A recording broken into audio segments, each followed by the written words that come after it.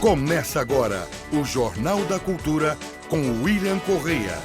Boa noite. Ministro do Supremo Gilmar Mendes acusa a Procuradoria-Geral da República de vazar informações da Operação Lava Jato e fala em possível anulação de provas. E veja também nesta edição. Ministro da Agricultura leva a imprensa estrangeira a frigorífico no Paraná e mais países restringem a compra de carne brasileira. Nova etapa da Operação Lava Jato mira empresários ligados a senadores do PMDB e PT. Protocolado no Senado o pedido de criação da CPI da Previdência. Presidente da Câmara nega que proposta de lista fechada nas eleições sirva para proteger políticos investigados por corrupção. Ela garante uma maior transparência do sistema eleitoral. Estados Unidos e Reino Unido passarão a proibir o uso de equipamentos eletrônicos nos voos. E as mudanças na programação da TV Cultura, com estreias e atrações em novos horários. E isso é Terra 2. Isso é Terra 2. E na bancada temos uma estreia do conselheiro do Tribunal de Contas do Estado de São Paulo e professor de Direito, Dimas Ramalho. E contamos também com o médico Paulo Saldiva, diretor do Instituto de Estudos Avançados da USP. Participe com perguntas para os nossos comentaristas por meio do Twitter e Facebook do Jornal da Cultura. O Brasil começou a estudar os modelos internacionais de eleição de parlamentares. As propostas em discussão em Brasília são de uma eleição indireta e de criação de um novo fundo para financiar as campanhas. Especialistas e parlamentares do Brasil, México, França, Alemanha, Espanha, Bélgica e Portugal participaram do seminário internacional promovido pela Comissão da Reforma Política. Eles debateram os 3 modelos eleitorais existentes em outros países. As discussões aconteceram semanas antes da votação na Comissão da Câmara do relatório com novas mudanças no processo eleitoral de deputados. Um dos pontos é o voto da chamada lista fechada.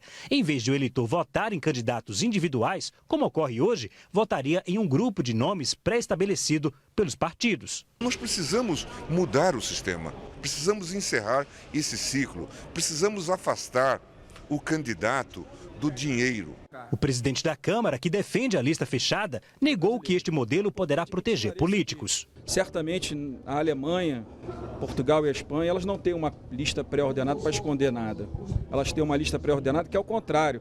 Ela garante uma maior transparência do sistema eleitoral. A presidente do Supremo Tribunal Federal, Carmen Lúcia, defendeu a realização de um referendo ou plebiscito para definir este ponto da reforma política.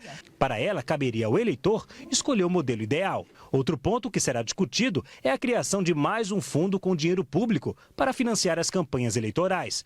O fundo seria abastecido com 2% da arrecadação anual do imposto de renda. Boa parte dos deputados defende que esse novo fundo, com o dinheiro público, se junte ao já existente fundo partidário, que só neste ano corresponde a mais de 800 milhões de reais. O problema é que ninguém confirma publicamente o valor desse novo fundo, que pode chegar a mais de 2 bilhões de reais. Você não tem outra solução. Só ficou 2 hipóteses: financiamento privado, pessoa física, e financiamento público. Você se torna a favor de financiamento público até por exigência de que se resolva o problema. E eu não vejo como outra forma de fazer financiamento público. Eu vejo como um gasto desnecessário, já que vai onerar em demasia o contribuinte. Há quem fale que está nas casas dos bilhões de reais, e o contribuinte certamente não vai ser favorável de bancar, de repente, uma campanha do Bolsonaro ou de bancar, por exemplo, a campanha de alguém do PT. Dimas Ramalho, boa noite. Obrigado pela participação do Jornal da Cultura. Boa noite, prazer estar aqui. Boa noite, Paulo Saldiva, professor. Prazer estar aqui. Essa lista fechada, Dimas, nesse momento, não dá conotação de blindagem dos políticos? Com certeza. Até porque desde 32 é lista aberta. O eleitor sabe em quem vota, conhece, para cobrar, para exigir. Agora, que está acontecendo tudo isso, que é uma suspeição geral, em que você deve dividir as pessoas que erraram e os que acertaram, que se fala em anistia, se fala em modificações, vem a questão da lista fechada. E o que é a lista fechada? É você votar numa lista pré-ordenada pelo partido. Ou seja, você vai votar numa pessoa que você nem sabe quem é. Só os caciques, né? Os donos de partidos, os presidentes, as direções partidárias vão escolher os seus candidatos. E a população caberá votar naquela lista. Então, se ele quiser colocar uma pessoa envolvida em corrupção, Não estou dizendo que é o caso, mas se quiser colocar em primeiro lugar da lista, será eleita. Então, nesse momento, acho que não é para inventar moda, como dizia minha avó. Para que botar a lista fechada? Sim, pode parecer que não é, porque não sei que país assim, que no país, mas que está parecendo que é para blindar, tá. Eu estou achando que é para esconder nomes. Há bons parlamentares, sérios, corretos. Eu estive lá por vários mandatos, mas nesse momento me parece que fazer lista fechada é afastar o rosto do candidato do eleitor. Essa é a minha opinião. Paulo Saldiva, boa noite. Boa noite, prazer estar aqui. Doutor Paulo Saldiva, os parlamentares como o Rodrigo Maia, eles são espertos, eles usam países de primeiro mundo, falam em redução de gastos na campanha eleitoral para convencer o eleitor. Você acha que convence com essa questão da lista fechada? Eu não sei o eleitor geral, mas a mim não convence. Eu prefiro escolher em quem eu voto e não que esses senhores escolham em quem eu devo votar. Então, esse é um primeiro... se fosse para fazer uma reforma, eu faria um voto distrital misto, que teria mais uma chance de eu poder escolher o voto e cobrar do meu candidato com mais propriedade. O que está se colocando agora é financiamento público, que é uma coisa que, no momento, parece ser a única alternativa política para isso, porque o financiamento privado enseja o que a gente viu agora, de Caixa 2, mas pedir que alguns presidentes de partido, quer dizer, quando eu votar, eu não sei em quem meu voto está indo, eu acho que digamos, eu não confio, desculpe, eu não quero ser antipolítico, acho que a política ainda não pode ser tão desprestigiada, a gente precisa da política para o Brasil sair dessa crise. Mas eu acho que no atual cenário dos partidos políticos, a sua falta de representatividade, sua falta de credibilidade, pedir para que esses senhores escolham em quem meu voto vai aparecer, eu acho que isso é um estelionato eleitoral. E eles conseguem, como eles não são burros, né? Não tem nenhum burro ali dentro, eles começam a explicar que é para melhorar, para aumentar a transparência. Transparência é o quê? Quem que definiu, com que critérios foi montada aquela lista? Quais foram os princípios que nortearam aquela lista? Por que eu vou ter que endossar com o meu voto critérios de pessoas que, pelo histórico deles, até agora não mereceram a confiança de nenhum brasileiro? Portanto, eu acho que esses senhores, mais uma vez, eles estão procurando salvar-se a si mesmos. Pois é, vamos aqui registrar a participação dos nossos telespectadores pelas mídias sociais. A Yara Helena pelo Twitter, não tenho nem creio em partidos. Em lista fechada passarei a anular meus votos, coisa que jamais fiz. O André Luiz Martins Gomes pelo Facebook também está falando, voto em lista fechada aumentará o voto nulo. Isso pode ocorrer também, né? Indignação da população, né? Então você veja, William, como disse o Paulo Saldiva, é pela política a solução do nosso país. A saída é pela democracia, pelo voto direto. Os partidos poderiam ajudar, fazendo uma pré-lista partidária, vendo quem não tem antecedentes criminais, isso, quem não está envolvido em falcatrua, quem tem uma conduta ilibada, e daí sim pode ser candidato. O que nós vemos hoje é que se aceita tudo em nome de uma eleição. E depois, quando é pego uma coisa errada, eu não sabia. Essa é uma palavra que não pode se falar mais no Brasil, porque nas mídias sociais, na liberdade que nós vivemos, então, pode levar a eventual voto nulo, o que eu acho que não deve acontecer também, porque nós estamos em voto. As pessoas têm que analisar o candidato, votar, para tentar transformar a realidade. Mas, sem dúvida alguma, se você falar, vota numa lista que você não sabe como foi feita, a pessoa vai dizer, não, eu não vou votar, então. E o dinheiro público? O Reinaldo Berto está aqui perguntando, com as redes sociais, na verdade ele está afirmando, com as redes sociais não tinha mais que pôr dinheiro em campanha. Se o artista tem que ir aonde o povo está, que o político faça também sem dinheiro público. Não era melhor estabelecer um limite de gastos para as campanhas em vez de fazer o contrário? Nós estamos gastando muita vela com defunto ruim. Quer dizer, tem que ter o financiamento público, mas quanto de financiamento público? A minha parte, eu preferi em educação, eu preferi em infraestrutura, eu preferi em segurança, eu preferiria em saúde. Agora, o Brasil tem umas coisas que... Hoje, no caminho para cá, William, eu vim tendo aquele delicioso privilégio de ouvir a voz do Brasil. Quer dizer, a gente fica empinicando o ouvido, ouvindo um monte de bobagem, né?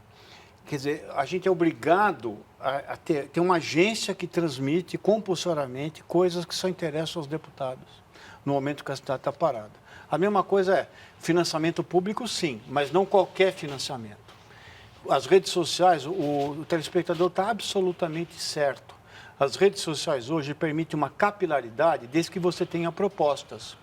O custo excessivo das campanhas significa você maquiar o indivíduo, adorná-lo com penas que talvez ele não tenha. Então, sob a ação de um bom marqueteiro, qualquer indivíduo passa por ser um messias, passa por ser um salvador e colocar soluções que nem sempre correspondem à factibilidade do que pode ser feito depois, quando você não tem mecanismos de recall. Ele falou que ia fazer um monte de coisa, não fez, não acontece nada. Ele tem 4 anos com o nosso voto. O ministro do Supremo Tribunal Federal, Edson Fachin, recebeu a chamada lista do Janot, com 83 pedidos do Procurador-Geral da República, Rodrigo Janot, para investigar políticos e ministros citados na Lava Jato. E a operação teve mais uma fase deflagrada hoje, com foco em pessoas ligadas a 3 senadores do PMDB, Eunício Oliveira, Renan Calheiros e Waldir Raupp, e a um senador do PT, Humberto Costa. A operação batizada de satélites foi realizada nos estados de Pernambuco, Alagoas, Bahia e Rio de Janeiro e em Brasília. A Polícia Federal cumpriu ao todo 14 mandados de busca e apreensão. Em Brasília, os agentes estiveram na sede da Confederal, uma empresa de vigilância e transporte de valores, que já foi administrada pelo presidente do Senado, Eunício Oliveira, do PMDB do Ceará. A assessoria do parlamentar diz que ele saiu da administração em 1998, mas ainda é acionista do grupo. Entre 2010 e 2014, a Confederal recebeu 164 milhões de reais por contratos firmados em órgãos vinculados aos Ministérios da Saúde, da Fazenda e dos Transportes. Em Pernambuco, a polícia fez buscas na Engeman do empresário Mário Barbosa Beltrão, ligado ao senador Humberto Costa, do PT de Pernambuco. Beltrão foi citado na Lava Jato pelo ex-diretor da Petrobras, Paulo Roberto Costa, como operador do senador petista. Empresários ligados ao líder do PMDB no Senado, Renan Calheiros, de Alagoas, e ao senador Waldir Raupp, do PMDB de Rondônia, também são investigados. Esta fase da operação foi autorizada pelo ministro Edson Fachin, relator da Lava Jato no Supremo Tribunal Federal. O pedido partiu da Procuradoria-Geral da República, com base nas delações dos executivos e ex-executivos da Odebrecht. Essas denúncias geraram a lista da Procuradoria da República, com 83 nomes, recebida hoje pelo relator da Lava Jato no Supremo, Edson Fachin. Ele decidirá sobre a abertura de inquéritos e se o sigilo de informações será suspenso. A PGR pediu que os processos tramitem em segredo de justiça. Na lista de Janot aparecem 6 ministros do governo Michel Temer. Em nota, o presidente do Senado, Eunício Oliveira, disse estar tranquilo e negou irregularidades. O senador do PT, Humberto Costa, também negou atos ilícitos e se colocou à disposição da Polícia Federal e da Procuradoria-Geral da República. Os senadores PMDBistas Renan Calheiros e Waldir Raupp não quiseram se manifestar. E hoje o juiz Sérgio Moro determinou a condução coercitiva do blogueiro Eduardo Magalhães, do blog da Cidadania. Eduardo Magalhães prestou depoimento na sede da Polícia Federal na Lapa, em São Paulo. O juiz quer saber como ele conseguiu antecipar as informações de que o Instituto Lula seria alvo de busca e apreensão e da condução coercitiva do ex-presidente Lula em março do ano passado. Moro alega que houve quebra de sigilo funcional por parte de servidores públicos ou da própria Polícia Federal. Foram apreendidos computadores, celulares e arquivos digitais do blogueiro. A defesa de Eduardo Magalhães lembra que a Constituição protege o sigilo das fontes de jornalistas e critica a apreensão de equipamentos de quem foi prestar depoimento como testemunha. O juiz Sérgio Moro não se manifestou. Bom, a grande reclamação foi essa condução coercitiva, se seria necessária. Foi necessária? Para você conduzir coercitivamente alguém, você tem que ter um elemento muito forte. Evitar que apague prova, evitar que delete matéria em computador, evitar que esconda qualquer documento que possa incriminá-lo ou levar a outros setores. Há um limite aí entre a liberdade de expressão que nós queremos, né, que seja absoluta no nosso país, e o que aconteceu hoje com a condição coercitiva. Mas, de qualquer maneira, mesmo com as cautelas que todos nós temos, no nosso país, quer dizer, nem juiz, nem promotor, nem conselheiro, nem médico, nem professor, nem jornalista, todo mundo tem que responder se fez alguma coisa que não estava de acordo com a lei.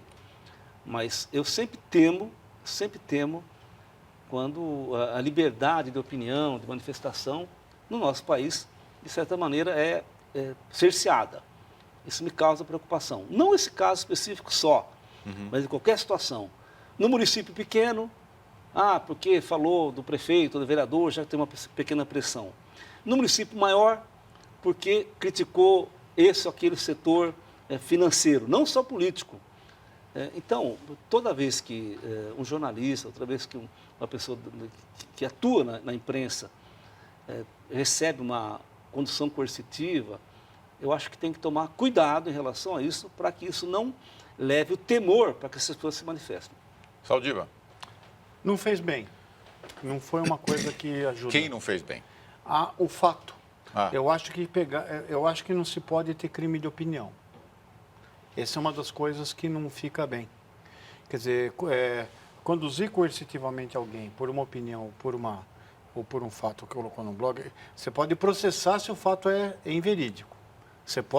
Existe o Código Penal, prevê penas para aqueles que ultrapassam o limite da verdade. Inclusive, na própria Alemanha, agora está saindo um projeto de lei que as pessoas são responsabilizadas por veiculação de mentiras.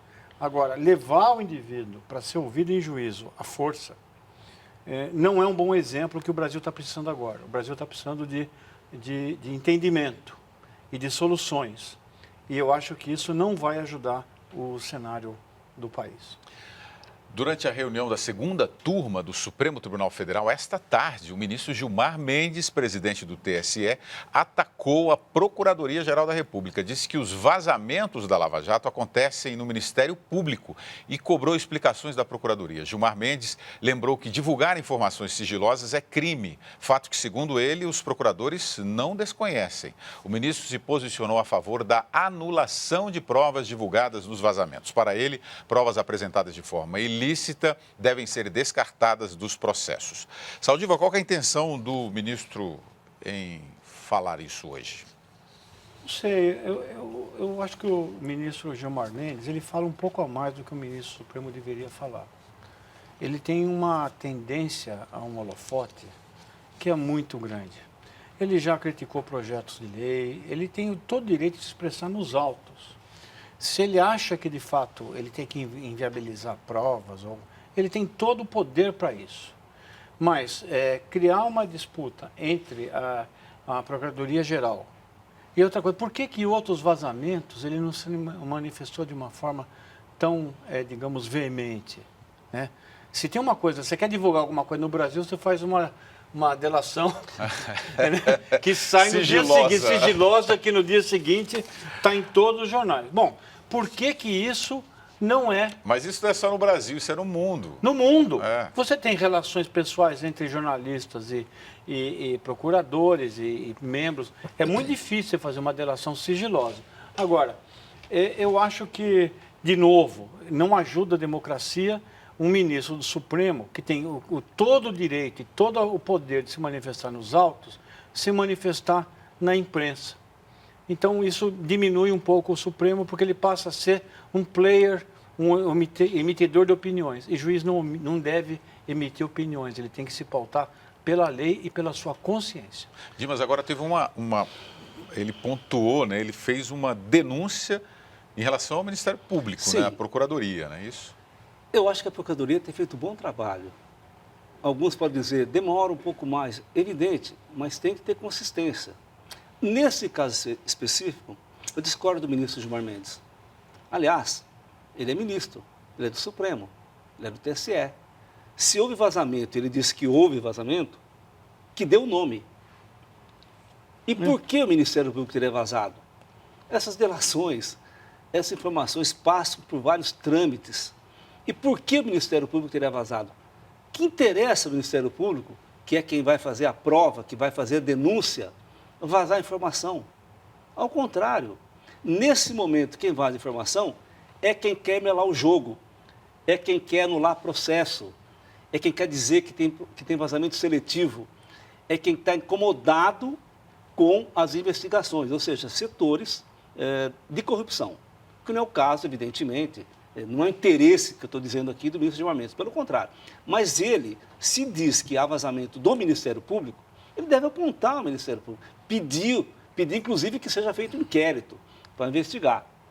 Mas eu digo mais uma vez, quem interessa vazar nesse momento? E outra coisa, que segredo que tem? Todo dia nós recebemos listas da Lava Jato 1, 2, 3, 4. Lava Jato essa que está na 39ª edição e vai continuar. E o que está interessante, William e Paulo Saldiva, é que é democrática a Lava Jato. Porque hoje foram 2 partidos diferentes, já foram outros. E que seja assim. Então, nesse momento, o que menos precisamos é a disputa entre instituição. É Supremo, Procuradoria, Polícia. Não, nós não podemos isso. Porque nessa disputa, quem ganha são os corruptos. É aqueles que estão esperando para poder dizer, vamos anular as provas, houve vazamento. Então, eu acho que essa declaração não foi uma declaração feliz do ministro Gilmar Mendes, na minha opinião. Enio Torres Granel aqui pelo Twitter, estranho, depois de tantos vazamentos, só agora ele vem criticar. E o Marcos Wood pelo Facebook, todo mundo anda falando demais e desviando as coisas do centro de sua questão. O senador Paulo Paim, do PT do Rio Grande do Sul, protocolou hoje um pedido para a abertura da CPI da Previdência. Ele quer que o Senado investigue possíveis desvios de dinheiro.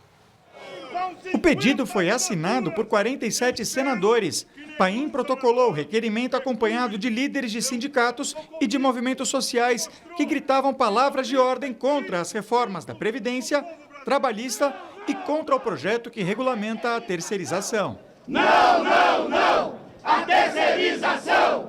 Mais cedo, o ministro da Fazenda, Henrique Meirelles, se encontrou com deputados do PSDB para discutir pontos da reforma da Previdência. A grande conclusão é que nós precisamos melhorar ainda mais a comunicação visando esclarecer, levar dados concretos, etc., para que as pessoas possam tomar cada um no seu âmbito a sua decisão.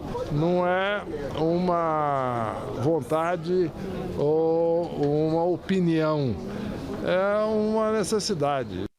Na edição de ontem do programa Roda Viva, o relator da reforma da Previdência na Câmara, deputado Arthur Maia, foi bastante questionado sobre o montante do déficit do setor. Nós tivemos um déficit na Previdência em 2015 de 85 bilhões. Em 2016 foi para 150 bilhões. E a expectativa agora é de ir para 180 bilhões. Então, se não fizermos isso rapidamente, o Brasil, a Previdência brasileira vai quebrar. Daí, nós temos também que entender que é uma reforma que, claro, tem que estar firmada, assentada dentro de um critério de justiça, mas também tem que ter um momento para começar e terminar que não se perca de vista, que tenha realmente condição de se fazer isso com uma certa celeridade. O presidente Michel Temer anunciou agora à noite que os servidores estaduais vão ficar de fora da reforma da Previdência. Depois de reunião com líderes dos partidos no Palácio do Planalto, ele disse que surgiu com grande força a ideia de autonomia dos estados. O presidente está jogando no colo dos governadores, é isso, Dimas? Bom, sem dúvida. Duas coisas. Primeiro, em relação à Previdência. Mais uma vez, estamos diante de um grande mistério. Alguns mistérios brasileiros são insolúveis. Primeiro, onde foi parar a Taça Gilles Rimet? Você lembra? Vocês são jovens, vocês não lembram. É um mistério que nunca vai aparecer. Também lembro. Segundo, qual que é o tamanho do rombo da Previdência? Ninguém sabe. Eu tenho lido tudo sobre isso. Cada um número diferente, depende do setor. Bom, uma coisa eu sei. Quem vai pagar de novo é o aposentado, é o trabalhador, é o funcionário público. Esse vai pagar. Por quê? Porque é nolerite. Não tem como sair. E cada vez mais aumenta a idade. Vai chegar um tempo, Paulo, que a pessoa nunca vai se aposentar. Porque a nossa idade está subindo. Sim, mas cada vez que você sobe, a Previdência sobe mais ainda. Então tem que ver as isenções, tem que ver os grandes devedores da Previdência. Espero que essa CPI resolva. Em relação ao presidente Michel Temer, ele fez o seguinte. Ele falou que foi um grande debate e tiveram uma boa ideia. Bom, nós vamos aprovar aqui em Brasília a parte que nos cabe. E cada estado que é autônomo vai dizer como é que vai taxar na Previdência a idade, como é que vai fazer a questão do tempo de serviço. Ou seja, ele socializou o prejuízo. Porque agora eu quero ver em cada assembleia, cada governador mandar o seu projeto. Ou seja, a pressão que era em Brasília vai ser em cada estado da federação. O que eu acho importante que seja, para poder o deputado explicar para o seu eleitor por que vai votar aquele projeto. Que tem que ter reforma da Previdência? Tem. Aliás, é o seguinte, todo mundo fala, tem que ter reforma da Previdência, trabalhista, reforma política, mas qual delas? Sempre os mesmos vão pagar esse pato? Aliás, esse pato, se for falar isso, ele já voou, já cacarejou, já botou ovo, ele não cacareja, mas ele faz um barulho patífero. Faz. Né? Mas é interessante que esse pato não é pago igualmente, embora o valor das aposentadorias dos políticos, deputados, senadores, seja ínfimo em relação ao débito da Previdência, tem coisas que um governo tem que fazer que são de natureza simbólica. Ou seja, eu vou começar dando o exemplo. E isso é o que está faltando, o exemplo em todos os sentidos. Então, no momento que você tem várias exceções, fica difícil, vai sobrar para quem? De novo, para uma parte menor da população. Ou pelo menos o peso não vai ser distribuído de forma igual. Ninguém está querendo, ninguém fica feliz por trabalhar mais tempo, ou por receber menos, ou por contribuir por um valor e depois receber uma fração sobre aquilo que contribuiu. Portanto, agora na hora que tem que puxar o freio de arrumação, de novo vai cair sobre as mesmas pessoas. Então, seria um bom exemplo para que você pudesse... Porque essa de jogar o abacaxi para os outros até é uma boa jogada do ponto de vista político e leva a discussão para os estados. Mas eu queria saber quando vai chegar o momento que o nosso sistema dirigente vai procurar também compartilhar as perdas de um sistema previdenciário. E concordo plenamente, Dimas, ninguém abriu as contas disso aqui. Quer dizer, você não sabe exatamente o que está acontecendo, qual a contribuição dos servidores públicos, qual a contribuição da previdência privada, qual a fração do prejuízo dado pela aposentadoria rural. E jogar só para 65 anos ainda no Brasil é precoce. Nós aumentamos a expectativa de vida para 72 anos. A margem entre a sua aposentadoria e você entrar naquele túnel luminoso está cada vez menor. Então, quando você receber sua aposentadoria, é bom gastar rápido, porque, em geral, se você tivesse uma expectativa de vida inglesa ou francesa, tinha um sentido. E, especialmente, você tem que entender algumas profissões que, pela sua função, subtraem anos de vida. Então, vamos esperar quando é que vai sair. Só para a gente encerrar esse assunto, o Wilson Fernandes não está acreditando aqui na CPI da Previdência. Não vai dar em nada, temos que cobrar uma auditoria. Só assim saberemos a verdade. O Rio de Janeiro confirmou o terceiro caso de febre amarela no estado. Todos na zona rural do município de Casimiro de Abreu, na Baixada Litorânea. Os dois novos casos são de um tio e de um vizinho do pedreiro Átila Oliveira, que morreu há 10 dias de febre amarela. Agentes de saúde já vacinaram mais de 40 mil dos 42 mil moradores da cidade. Em todo o Brasil já são 1.561 casos suspeitos e 448 confirmados. O estado com a situação mais grave é o Espírito Santo, com 31 mortes e 102 casos confirmados. A polícia cumpriu mandados de prisão, busca e apreensão em Goiás, Pará, Tocantins, Santa Catarina e no Distrito Federal. Foi a segunda fase da operação Darcod, que apura fraudes na internet. O grupo disparava vírus e, quando as pessoas clicavam nos e-mails falsos, invadia contas bancárias. Com isso, a quadrilha pagava contas e fazia transferências. O golpe causou um prejuízo de R$ 2,5 milhões para os bancos. A Controladoria Geral da União e a Polícia Federal desarticularam uma quadrilha que fraudava licitações do Exército, Ministérios da Fazenda e Agricultura e Instituto Federal no Mato Grosso do Sul. O grupo agia há pelo menos 3 anos, combinando preços e fraudando as propostas de empresas que deveriam ser concorrentes. Em um dos casos, aumentou o preço em 600%. Saldiva, febre amarela. Bom, a febre amarela tem um ciclo de 6 a 7 anos. Nós estamos saindo desse ciclo de 7 anos e os casos vão desaparecer como desapareceram há 7 anos atrás. O que está mudando na febre amarela é que os limites geográficos da febre amarela estão se expandindo. Ou seja, está aparecendo febre amarela em regiões onde não se tinha febre amarela. Cada vez que tem, cada ciclo de 7 anos, a participação da febre amarela no mapa do Brasil aumenta. As razões são várias, incluindo o desmatamento e mudanças climáticas. A vacinação de febre amarela, que passa a ser, digamos, uma espécie de frenesi, ela tem uma taxa de mortalidade de 1 para 100 a 1 para 300 mil pessoas que morrem da vacina. Então, se você não tiver numa zona que esteja cometida pela febre amarela, você pode esperar, você pode fazer o bloqueio vacinal ao longo de 7 anos, quando vai vir um novo surto. Mas o mais importante é você ter uma vigilância em cima dos animais silvestres que são portadores do vírus, para você saber aonde você tem que fazer o bloqueio vacinal. Então, não é todo mundo que tem que sair para tomar febre amarela, porque infelizmente, eu já fiz um caso de autópsia de uma senhora que não tinha menor risco de febre amarela e que morreu de tomar vacina da febre amarela. Ela morreu do remédio para uma doença que ela não precisava tomar. Não, mas morreu do remédio da vacina? A vacina é um vírus atenuado e você pode ter febre amarela pela vacinação. É muito raro, mas assim, é 1 para 300 mil. Se você vacinar 10 milhões de pessoas, você vai ter um número de mortes quase que comparável com a febre amarela silvestre que está rodando por aí.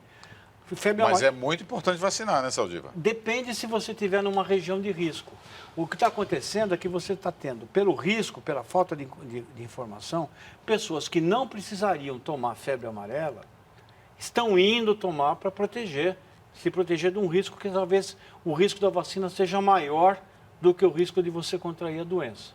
Portanto, que a comunicação nesse momento é muito importante. A vacina de febre amarela é segura, mas você não pode administrar.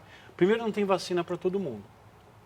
Mas você tem 7 anos para planejar isso. Eu espero que o Brasil não seja pego ao longo de 7 anos, depois de 7 anos, de novo no contrapé, sem ter um plano consistente para isolar o surto da febre amarela. Não, que a questão que o Saldiva falou, claro, ele é cientista, ele é médico, não tenho nada a acrescentar. Eu só lamento, nós discutimos febre amarela no Brasil no século XXI. Tá certo ou não? Porque eu, quando era garoto, minha avó falava, meus pais falavam da febre amarela como se fosse uma coisa que já não existiria mais. E agora estamos discutindo de novo febre amarela. E aí ficamos naquela dúvida. Bom, vou tomar vacina, mas eu tenho medo de ter problema de saúde. Mas se não tomar, posso contrair a febre. Quer dizer, se nós temos essa dúvida, imagine a população que está perto de onde ouve falar que teve febre amarela. E quem paga a conta depois são os macacos, né? Tem gente matando o macaco. Exatamente. Que ele não transmite a febre amarela. Ele apenas mostra que, quando ele é portador, ele morre. Ele até sinaliza para que todo mundo fale, olha, ali pode ter febre amarela. Agora, e essa febre amarela está aí por quê, Saldiva? Ela está por aí por causa da proliferação dos vetores, né? Mas foi culpa nossa que não combatemos isso de maneira organizada? A vacina, o Brasil é a maior região, tem a maior fronteira de febre amarela do mundo, em termos de território, né? A febre amarela vem com os escravos, o mosquito vem, encontra nos trópicos e na região da América Latina o lugar para a febre amarela. A febre amarela tem uma vacina eficiente e ela tem que ter uma vigilância muito precisa. O que aconteceu foi que nas regiões onde você tem a fronteira entre a mata e as cidades, as prefeituras às vezes não têm competência técnica para fazer isso. Na zona da mata, em Minas Gerais, na região que tinha a fronteira da febre amarela, na fronteira, uma secretária de saúde conseguiu zerar os casos porque ela instituiu a vacinação preventiva, porque ela fez a vigilância. Então, mais importante do que a vacina em si, que é um instrumento importante, é você saber aonde você vai aplicar a vacina. Para você saber aonde você vai aplicar a vacina, você tem que ter competência na ponta.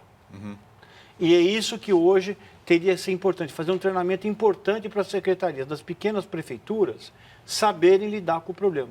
E essa história do Rio de Janeiro tem uma preocupação. Esse surto de febre amarela silvestre está ocorrendo próximo de um dos poucos lugares do Brasil onde tem mico-leão dourado. Portanto, se chegar no mico, nós vamos ter uma perda ecológica também muito importante. Em instantes, Brasil fica estagnado no Índice de Desenvolvimento Humano. Missão brasileira vai ao exterior para explicar a Operação Carne Fraca aos importadores.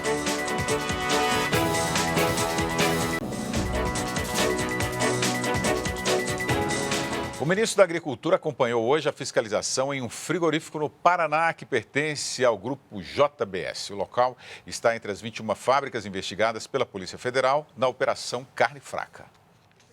O ministro Blairo Maggi chegou com uma comitiva de 50 pessoas, incluindo jornalistas estrangeiros. Eles acompanharam a vistoria na fábrica de frangos da Seara, na região metropolitana de Curitiba. No final, o ministro mostrou a embalagem de papelão que gerou suspeitas de mistura aos alimentos. Isso aqui, ao invés de ser de plástico, ele pediu autorização para usar papelão. A Operação Carne Fraca, deflagrada na sexta-feira passada, é resultado de uma investigação de corrupção envolvendo o suposto pagamento de propina a partidos políticos, como o PP e o PMDB. No esquema, funcionários públicos das superintendências regionais do Ministério de Pesca e Agricultura recebiam dinheiro para facilitar a produção de alimentos adulterados e a emissão de certificados sanitários sem inspeção. Hoje, o empresário Nilson Humberto Sachelli Ribeiro, da Frigobeto, se entregou à Polícia Federal de Foz do Iguaçu. Ele é o 36º acusado de pagar propina preso na operação. O caso da Frigobeto envolve um abatedouro de cavalos. Em Brasília, os deputados petistas Afonso Florense e Robson Almeida protocolaram uma representação na Comissão de Ética da Presidência da República e na Procuradoria-Geral da República contra o ministro da Justiça, Osmar Serraglio, do PMDB. Eles pedem a abertura de uma investigação e a exoneração do ministro. Escuta telefônica flagrou Serraglio falando com um dos servidores presos na operação. Eles discutiam sobre o possível fechamento de um frigorífico no Paraná por irregularidades, mas que continuou funcionando. A Polícia Federal não viu indícios de crime na conversa do ministro. Amanhã o governo vai mandar uma comissão à Organização Mundial do Comércio para dar esclarecimentos sobre a investigação da Polícia Federal. Hoje, Hong Kong, Jamaica e Suíça confirmaram a suspensão à importação da carne do Brasil. Chile, China, União Europeia já tinham barrado a compra ontem. Israel, Canadá e Japão pediram esclarecimentos. A Coreia do Sul, que importa frangos, suspendeu as restrições. Em nota, o advogado do empresário Nilson Humberto Ribeiro, da Frigobeto, informou que vai pedir a revogação da prisão dele baseada na falta de provas. O PP, Partido Progressista, informou que apoia as investigações, mas que aguarda o teor das denúncias para se posicionar. O PMDB não se pronunciou e a assessoria do ministro Osmar Serraglio não quis se manifestar. Dimas, o que não pode perder de vista é o que motivou essa operação, né? Que é corrupção e propina para partidos políticos, né? Eu falei há pouco e repito, nós temos que dar nome aos bois, aproveitando a carne fraca. Nomes aos bois. Primeiro, não deixar que a questão, porque o mercado internacional, porque o setor agropecuário, sim, respeitar, o Brasil tem um bom setor, um bom agronegócio, temos que cuidar disso. Mas apenas 20% da carne bovina é exportado. No Brasil, 80%. E quem está defendendo o consumidor? Para onde foram os lotes das carnes em tese deterioradas? E a corrupção que levou a tudo isso? Ou seja, não vamos cair na tentação de dizer, olha, isso vai atrapalhar a nossa economia. Porque no início da Lava Jato era a mesma conversa. Não vamos fazer isso porque as empresas vão quebrar, vai causar o desemprego. Não. Que quebrem. O Brasil tem que continuar. Essa questão da carne fraca, todo apoio à Polícia Federal, ao Ministério Público e à investigação. É sim ato de corrupção. Aí que causou todo esse problema.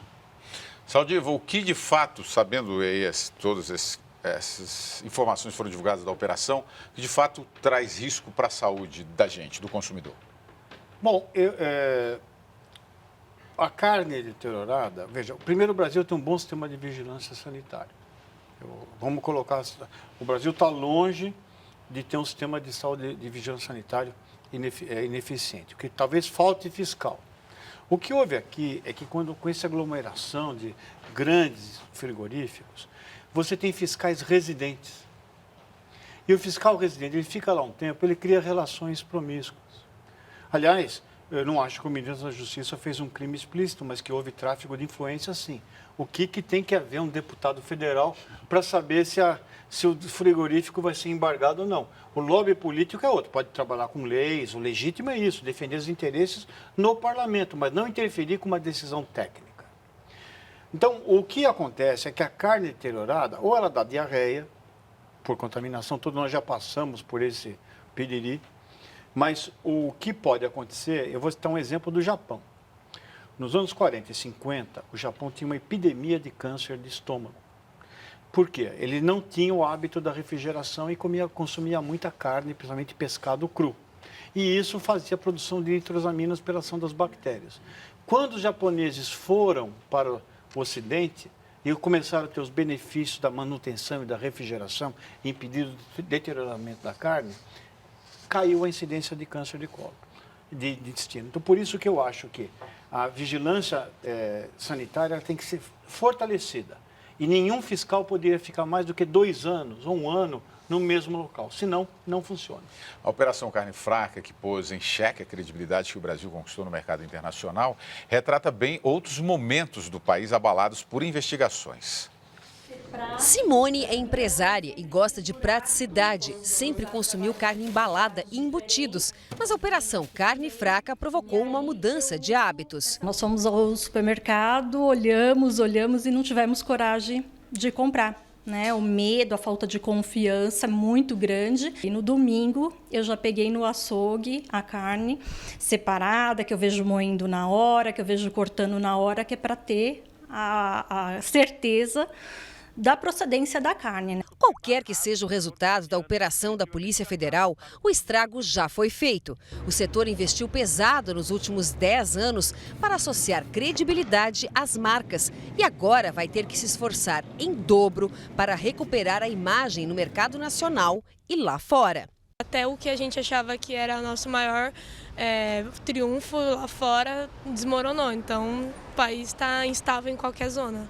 E não é a primeira vez que a credibilidade do Brasil é colocada à prova. No século XVIII, durante o ciclo da cana-de-açúcar, pedras eram adicionadas às sacas para que elas ficassem mais pesadas e dessem mais lucro. Foi também para driblar a fiscalização que mineiros e até fazendeiros na época do Brasil colônia teriam adotado o hábito de esconder ouro e pedras preciosas em imagens de santos feitas em madeira oca. Era uma tentativa de driblar o quinto, o imposto de 20% cobrado pela coroa portuguesa. Um exemplo mais recente do país, de homem mais rico do Brasil e um dos mais ricos do mundo, o empresário Eike Batista viu seu império ruir. Considerado um exemplo de mega empreendedor, ele chegou a ter uma fortuna de 34 bilhões de dólares, mas em janeiro ganhou destaque após ser preso na Operação Lava Jato por corrupção e lavagem de dinheiro. Reputação não é uma coisa que se constrói do dia para a noite, né?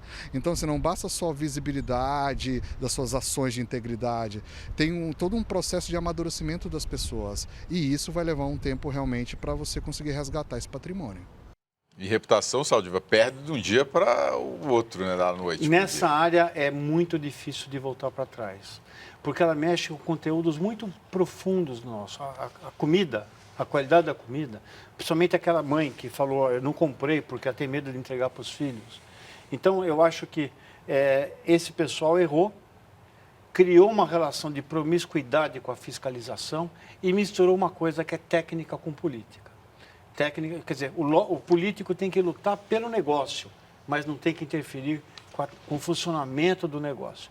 Uma boa lição para esses senhores que aprenderam que o que eles querem fazer para ajudar acabou fazendo uma bobagem sem tamanho. Dimas. Bom, se o político pediu, Foi o que o empresário pediu para o político. Então está errado o político, está errado o empresário, mas nós temos realmente uma vigilância sanitária boa no nosso país.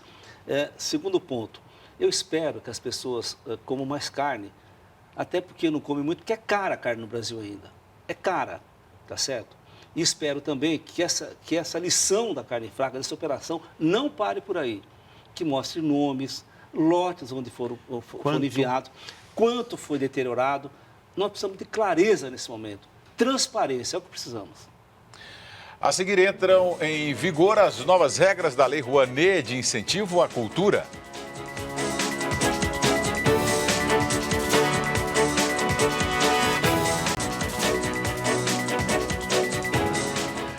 Pela primeira vez em 7 anos, o Brasil parou de avançar no Índice de Desenvolvimento Humano, o IDH. Divulgado hoje, o relatório das Nações Unidas leva em consideração expectativa de vida, escolaridade e renda nacional bruta per capita do país. No ranking de 188 países, o Brasil se manteve no 79º lugar, o mesmo de 2014, ao lado da ilha caribenha de Granada.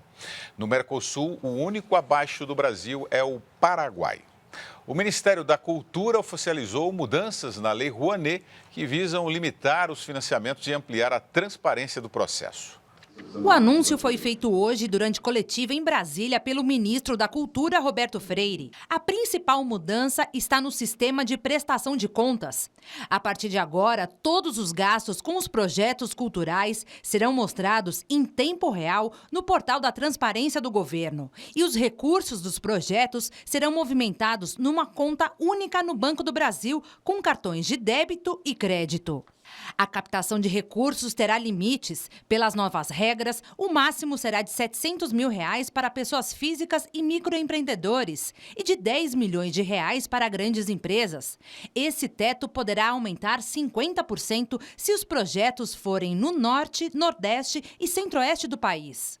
Os cachês também serão limitados. Artistas solos poderão receber no máximo R$ 30 mil. Para grupos, o teto será de R$ 60 mil.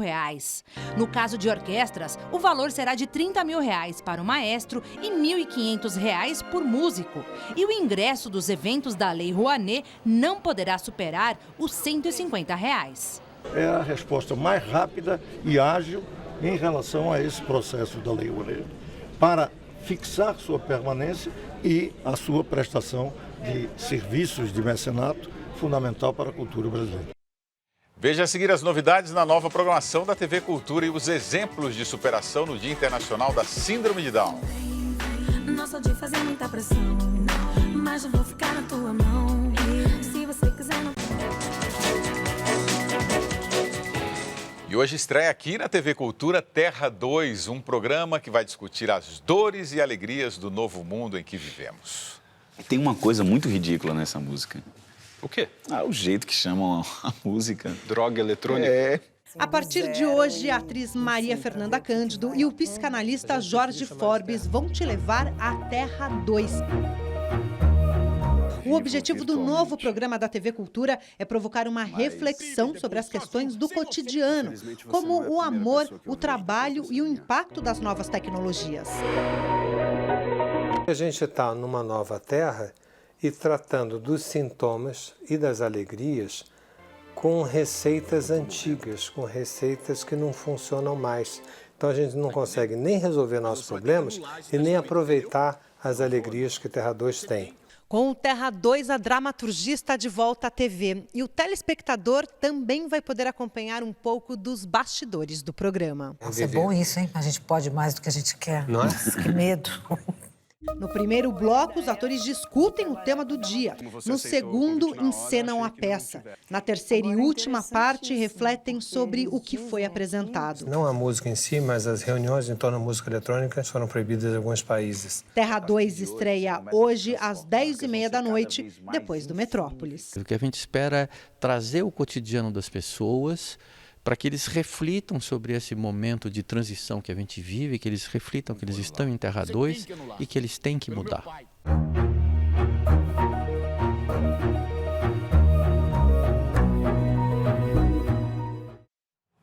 E o Metrópolis está de cara nova e em novo horário daqui a pouco, depois do Jornal da Cultura.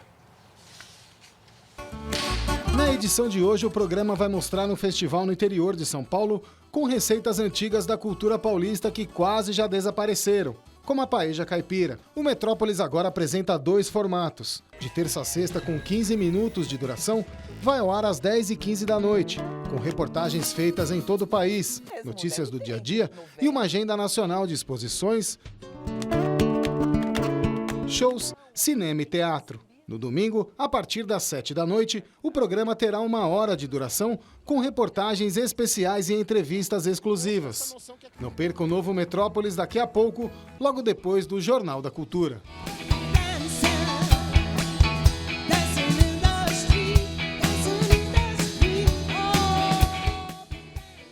Muito bem.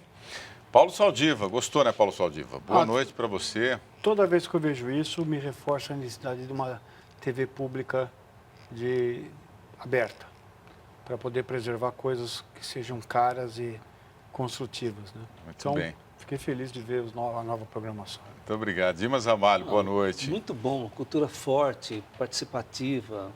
Queria aproveitar e dizer que todo mundo está assistindo pela Cultura Paulista também, exatamente. Que transmite a TV Cultura. Uma TV que leva coisas que a gente não vê em outros canais, evidentemente, que tem outras finalidades.